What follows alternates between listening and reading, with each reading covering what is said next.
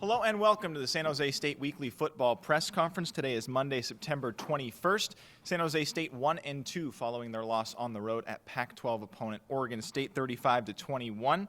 And they will return home this weekend for a rivalry game against Fresno State this Saturday, September 26th at 7:30. The kickoff and can be seen on CBS Sports Network. Pre-game show on 1590 AM KLIV and the Spartan Radio Network will begin at 7 o'clock. And tickets are available by calling 408-924-7589 or visiting sjsuspartans.com. Let's bring in San Jose State head coach Ron Carragher.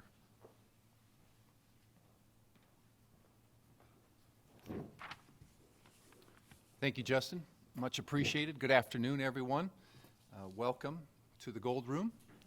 Let's a little recap, start with from Saturday's game against Oregon State. I was encouraged by the following. The week before, I thought playing on the road, our first game of the season, there were some challenges that come up, and at times I felt our team didn't respond how we needed to when some certain challenges came our way, and I was really very glad with the schedule, going on the road back to back, having a chance to answer the call and going back the next week. And really, I was encouraged with that, how we came out from the get-go. I thought we started fast, which we talked about. We finished the first half in a strong fashion, which we had talked about. We moved the ball. We did a good job on defense. Special teams had a nice turnover recovery down and to give our offense a short field. So I was really excited on that side of our football team on Saturday night, playing on the road, a hostile crowd, and having a 21-14 lead at the half. There's the second half. Some challenges came up that we've addressed. We are addressing, and we're looking to improve so we can finish now. What we started. I think that a similarity between last week and the week before is, the two players were playing outstanding games for the Spartans, and I think it's obvious that when they went down with injury, Christian Tago against the Air Force Academy, Kenny Potter against Oregon State, it really had an impact on both sides of the ball, and maybe an impact on the game itself. But I thought that that was to us this week what Christian Tago's was the week before, a player playing an outstanding game and making plays and so forth, and then unfortunately having to leave the game because of an injury.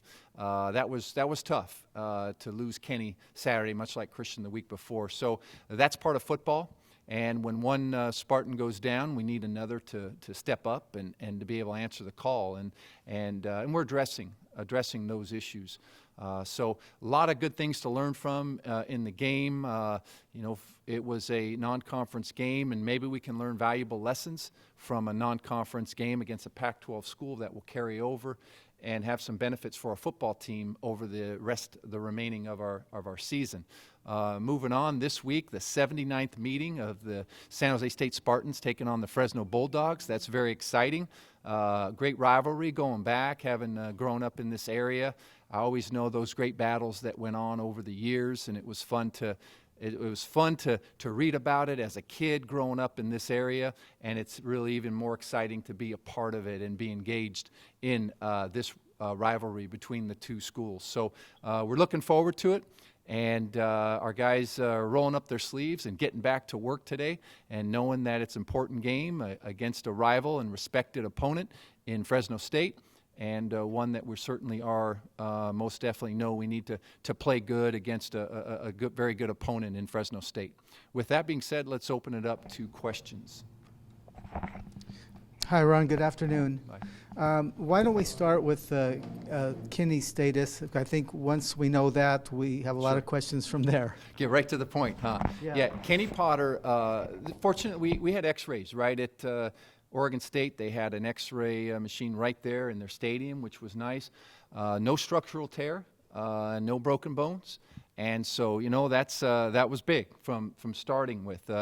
And today, Kenny's getting an MRI to see how that is going. But I'm an optimist on that side. I feel confident that Kenny will return this week. I know I know that he certainly is determined to. And which day he returns, I don't know that answer yet. We'll find out this afternoon as a result of the MRI. But I am encouraged about Kenny, and I know that we need to prepare more quarterbacks than him if we want to have success on the offensive side. And so that will definitely be an issue being addressed this week. Can I ask a follow-up, please? If Kenny gets back in time, has enough time to practice this week, and he's okay to go, is he your guy? Correct. Yes, I thought Kenny played an outstanding first half up to his injury. I thought he led our team on some very nice drives. He made some good decisions with the football. He managed our offense very well. All those things that you look for in a leader of your offensive program, and so I thought he had edged ahead in the competition for the quarterback spot. So I felt comfortable with that, proceeding forward with him based on practice that we saw last week and based on the game as well. With his status, may need another guy. We'll see what happens, how the week goes, and we'll need someone else to step up to be able to play that position. With Kenny earning the starting nod this week, was it just something you saw in practice that showed, or when was that decision made? It was a carryover from the game. And as coaches, we evaluate things that are more than maybe just don't seen in the statistics. Maybe it's decision making with the football and so forth. And we coming out of the game, we felt that, like I think I've mentioned previously, that I really have wanted to get it down to one quarterback. It's not my intent to go through the season with multiple quarterbacks, but time will tell. And I felt that time showed up. I think the Air Force game was indicative, and that's why we went with that. And sometimes as a coach, you go with your gut feel on what you see and characters, qualities, and whatnot. And I felt that, and so did Coach Borges. And so we went with it. And I thought that he answered the call pretty good when he was playing in there, playing really good football. We were moving the ball, and we scored on our first drive, and we were doing some good things. So I was encouraged. So the only thing that took that away was the injury. That could have changed that thought, because he basically put an exclamation, reinforced our statements and our thought with his play. And so we'll see, where his health is and how the week goes. Hi, Coach. Speaking of Kenny's injury, I kind of hate to ask this question, but did it maybe kill the morale of the team when he went down? Because it seemed like in the second half, then you guys didn't really have that much momentum going, and Oregon State seemed to take advantage of that injury as well. So how was the team's morale right after that? Yeah, it's always tough to see when your teammates go down, and Kenny is a leader. He's a natural leader. He's respected. He's well-liked by his teammates, and so when you see a game-ending and potentially a season-ending injury, that was the biggest concern, is a broken leg. And that just puts a lot of thoughts through young people's mind when one of their brothers goes down. Maybe his season's over. And so that can have an impact. I don't know if it did for sure. I think the morale in the locker room at halftime was really good, and it was upbeat, and let's go win this game. And guys had good energy and good excitement. For whatever reason, on the offensive side, we didn't move the chains. We didn't, and I think where that game took a turn, because I told the team this, hey, several guys played an outstanding game from A to Z in that football game, a winning football game. But for whatever reason, we gave them a pick six for a touchdown. That hurt. And then we mishandled a punt that they recovered for a short touchdown, 14 points, and that's the difference in the final score. So they did have one nice drive at the opening of the second half. They did that, and they had one nice drive in the first half. But outside of that, I thought our defense played really good football against a very athletic and talented quarterback who really is a natural runner in the game. And I thought all in all our defense played pretty solidly. And at the end we saw some runs start to chip away, but it was still a 14-point game with 8 minutes left. We have the football, and I think 2 minutes into that, we have a play, a concept, and Billy Freeman's running down the field wide open and just going to score, and it's going to be a 7-point game with 6 minutes left. We don't even need the onside kick at that point with 3 timeouts in our belt. So I thought that it could have been we could have finished better than we did. But all in all, I thought the team played pretty solidly throughout the game. We've talked, maybe it's just me, but since spring we've talked about Joe and Kenny and Joe, who's it going to be? Turns out you also have a third guy who has some experience, and at this point, if Kenny can't go, it's important to have Malik. Can you talk about what he means and what he can do? Yes, Malik Watson is a big, strong-armed quarterback. He can make all the throws that big-time quarterbacks need to make. I mean, I'm talking the 20-yard comeback out across the field, the deep ball. He's got really good range in his motion and can throw the football. We need to hone that in to get him to play at the top of his game, and we need to coach that up and get that going. So that's the big thing, really, is to see how he can come along, see how Joe does. We have a great athlete in Mitch Ravisa who played for us last year at the end of the year. We have some good players on our roster, some good athletes. It's a matter of finding who's the best. It's not necessarily the most talented. The quarterback position, it's not about talent. It's not about arm strength. It's about leadership, and it's about moving the chains and helping your offensive football team effectively move the ball and put points on. Convert the third downs, red zone throws. How do we handle 2-minute situations? How about when the defense is blitzing? How does the quarterback respond to that? Does he keep his composure? All those things are indicators of a quarterback of effectively being able to play this game.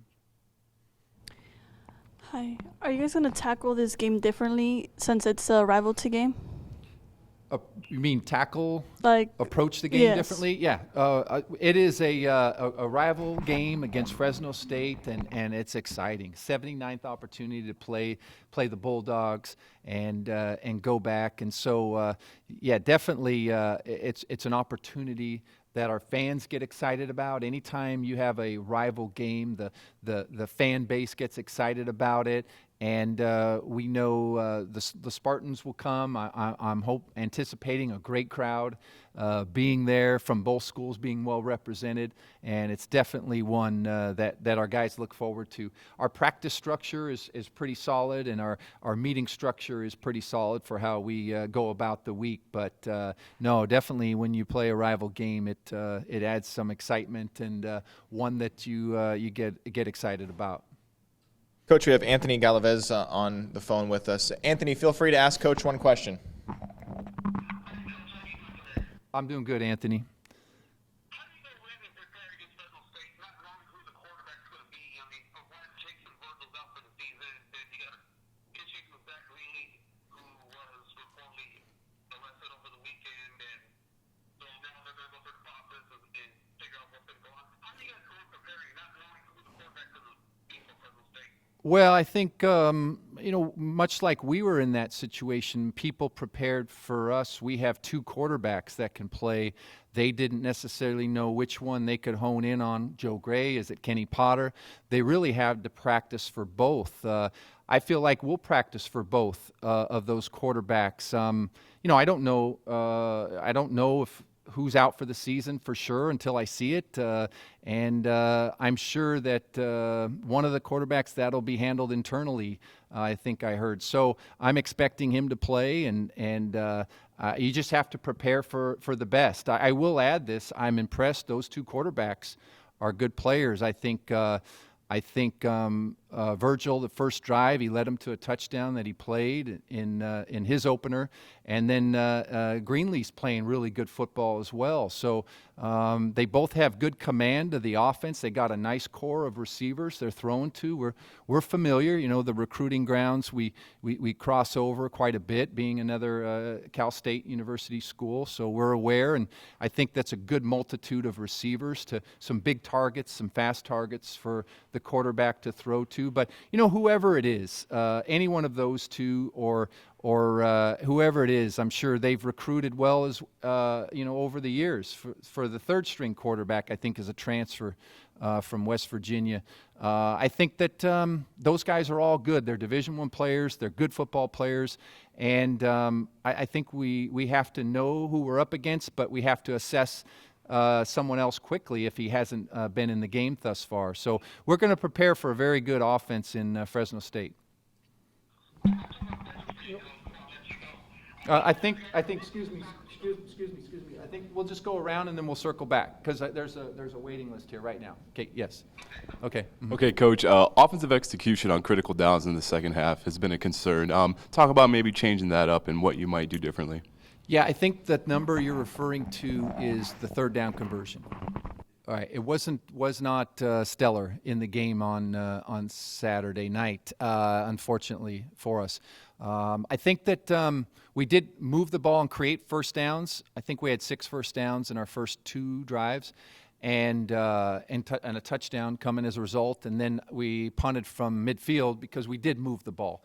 I can understand that we're not going to get points every drive, but if we can create some movement and punt and pin the opponent down, like we did, pin him on that punt thereafter. Well, actually, we kicked in the end zone. That's another subject that I want to make sure we pin. But I think we move the ball effectively. Yes, third downs to be addressed. And so I think when you look at third downs, you look at scheme and you look at execution. I'm confident that the scheme we called, there were some open receivers that had a chance to make a play, and I think it's execution on those plays, and then maybe other plays. Hey, they physically matched up well. Sometimes the defense dials up a great blitz at the right time, and you just don't have time to get it off. Sometimes those things happen too. They win some plays as well. But all in all, I'm confident with our plays, our schemes, our play calling, and I'm very encouraged moving forward. And it's a matter, I think, of just improving in the execution part and continuing to understand, what we do best as a football team. Coach, Fresno State's done a good job of protecting their quarterback this year. I think they've only given up 2 sacks, if I read that correctly. How are you guys going to go about getting pressure on them this weekend? Yeah, they've done a nice job of getting rid of the ball. And, if you blitz, if you add +1, we say you've got one more than they have blockers. They've done a good job getting rid of the football, so you can't get that sack. I think you have to do a good job from a cover standpoint of covering the receivers, not allowing mismatches in their receivers. They've got a 6'5" receiver and so forth, and then creating pressures that they're not familiar with and that are different. And I think you put that together, and you can get a quarterback out of his comfort zone. And sometimes sacks don't necessarily show up, but maybe hurries, show up that are equally important from a defensive scheme. Ron, statistics sometimes can lie, but you guys are almost allowing 300 yards a game rushing against you. Air Force is one thing, and as you said last week, the defense containment was pretty good with that triple option. Oregon State has a multiple threat quarterback, so that adds to it too. Right. Are you pretty comfortable where the run defense is? Because it may be really important this week against Fresno State. Sure, that is a fair question. That's a good question because one could be concerned with those numbers. But here's what I look at. I am encouraged with our defense. I think we played 2 predominantly run teams. Air Force, we know they will ground. They're a ground force, truth be known. They run the football and they do it effectively. Whoever they play, I don't know how many they rushed against Michigan State, but I think I heard they moved the ball pretty well against a top 5 team or second-ranked team. So they live in that world, running the football. I thought our defense played pretty solid against them, and yeah, there's a long run or two that they had that added to that. Last week, Oregon State is a run-first football team too. Their quarterback is multi-athlete, but we all, I think, could see he's more comfortable running the football than throwing the football, and so I think that's their attack, a ground attack, playing a Pac-12 school and playing a team that's won 11 of 13 running the football. I'm not discouraged by that. I think that are the things we can do better. Yes, I think that a little bit of the tackling might have. We might have missed some tackles Saturday night that would have reduced those statistics some that got away from us. But all in all, I'm encouraged. I think I look at effort. I look at schematically what we're doing. And I look at the energy of our team, how they're playing. All those things are indicators to me and evaluators to me of our defensive unit. And I'm encouraged where our defense is right now.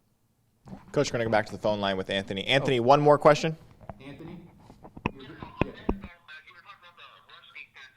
You got Penn State with Marquez Waller. He did lead the game on Saturday, but did not return. But he's looking like he's ready to go Saturday. But on that note, how do you try to limit the Bulldogs from getting their yards on the ground, trying to stop Marquez Waller, Michael Kramer, and Dustin Garrison? How do you go about doing that? So. They haven't had a rushing touchdown all season yet. Well, so the question was, how do you limit the Bulldog rushing game? Waller's an outstanding runner. I think that you have to be gap sound. You have to do a really good job and play your gap. You have to tackle well in the open field because if Waller's not in, there's another talented running back that goes in. They've recruited that position. I think Fresno's roster is made up of players from a lot of different states, Texas included, and they've done a good job getting some good players at that position.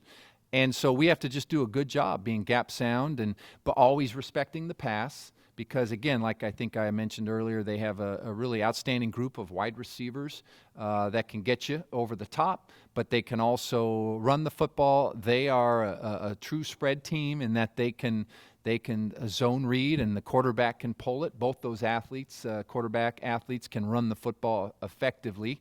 And so we have to do a good job being disciplined and tackle well and carry out our fundamentals. Coach, we've talked a lot about how Tyler Ervin helps this offense, but let's talk about maybe a guy like Billy and what he adds a dimension to and getting him involved as well. Yeah, Billy Freeman is just a multi-talented tight end that can catch the ball. Got maybe as good a hand-eye coordination as anyone on our team. And he can beat you deep. He can catch the short ones and turn into runs. He can leap over defenders, as we've seen in the last 2 years. Just a pleasure to coach him, and an outstanding young man. He is a great role model for our younger players to look up to, and he's a well-respected member of our team. So, sometimes our concepts are not always designed for the receiver as opposed to coverage beaters, certain coverage beaters and so forth. So sometimes the quarterback's dictated to go to the other side. Sometimes we do try and feature Billy in what he does because he is a special talent. So we're encouraged. So he's off to a really good start. There were a couple more opportunities for whatever reason. The ball wasn't thrown or wasn't catchable thrown to him, but we certainly have tried, and Billy's done a great job when we've got it to him and making the catch and turning into a nice play.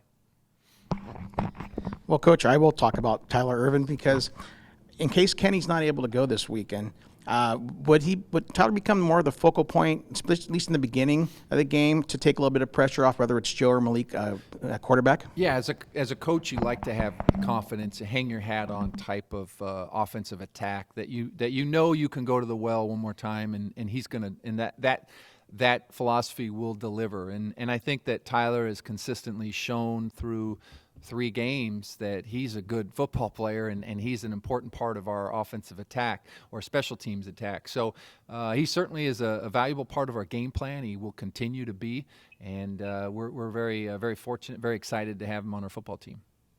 And back to the phone lines. Anthony, one more question for Coach. Anthony? Yes, sir. So there's a story on Andre Shazier, and I just wanted to get your thoughts on him. How do you see the way he's been playing the season, and what do you want to see from him from here on out? Yeah, I tell you, Andre is a special young man. He comes from an outstanding family, as you know, from Fresno. Great parents, great family. And his role with our program is just continuing to grow.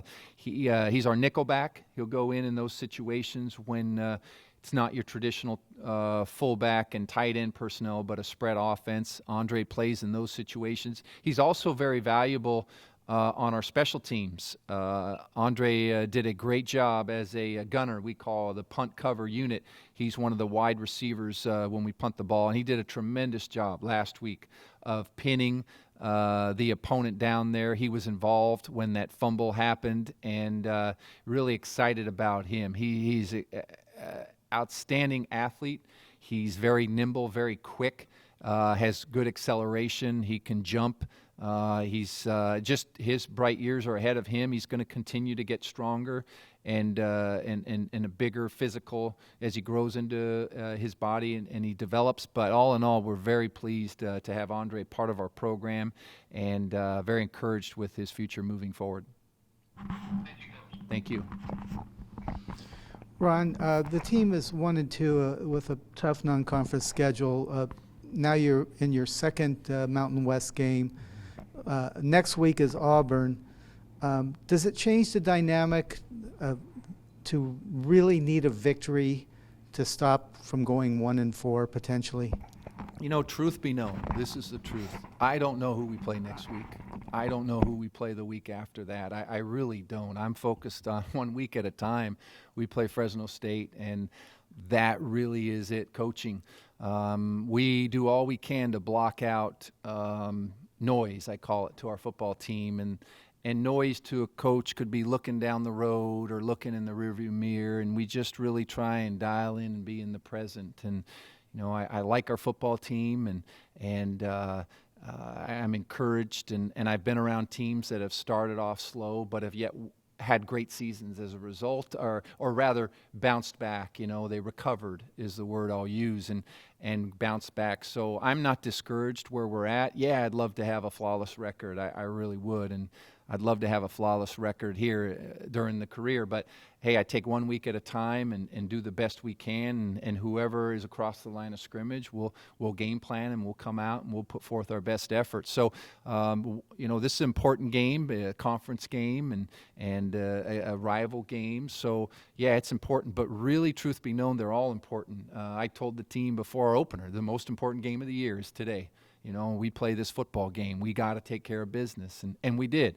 And then each week becomes that. You know, you just got to stay in the moment. So, you know, just that's all we can control right now is today, the day that we have. Win the Day is in our fight song, so it ties in nicely with being in the present, one day at a time. And tomorrow it's got to be Win Tuesday. We got to go out and win Tuesday as a team and practice hard and effectively, and then it'll be the same day the next day. So I'm encouraged where we're at, and you know, I did know that I told the team beginning of the year. I said the floodwaters are coming. We know it is. That happens in life, the seasons of life, right? The true test of character is how you navigate through those tough times, and can you steer through the storm? And I'm confident. This is as fine a group of young men that I've been around and coaching, and I'm very encouraged by them. The leadership that we have is outstanding, from our four captains to our seniors to our players. So I'm really looking forward to getting them with the intent of getting back on the winning track. Yes. As a follow-up, if you don't mind, Yeah. on the same subject, you've been very optimistic in what you've told us. I mean, it seems like you really do genuinely like this team. Is there a sense, despite being 1-2 right now, is there a sense that things are just much more positive than last year? Yes. To answer that question, I'm very encouraged about this team, and I've seen some strides of growth. I think when I started off addressing it, on the road, I saw a big jump from last week at Air Force to how our guys responded and came out, and so I was very encouraged that I think that the core of this team has a very solid foundation. I do believe that, and it will surface sooner than later, and I look forward to that. But yeah, I do feel confident that this team will respond. I have hope with a lot of areas, and while we may have come up short on the scoreboard over the course of 12 games, I'm very optimistic and positive. Thank you, everyone.